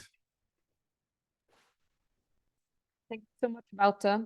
I mean, what an interesting discussion. I mean, Wouter, you just said that you could have gone on for quite a while. And to be honest, I was really enjoying listening as well. So I could have listened for a lot longer. But maybe we'll do that at our next event. So I'd just like to thank you all of our speakers, as well as our attendees, for joining us today. It's been an absolute pleasure. I learned so much again. And it's just been a real joy listening to everybody. So thank you all for your time and your availability. And we hope to see you at our next event. Thank you very much. Thank you very much. Bye. Thank you. Bye. Bye-bye. Thank you. Bye. Bye. Everybody. See you. Bye. Bye. Thank you.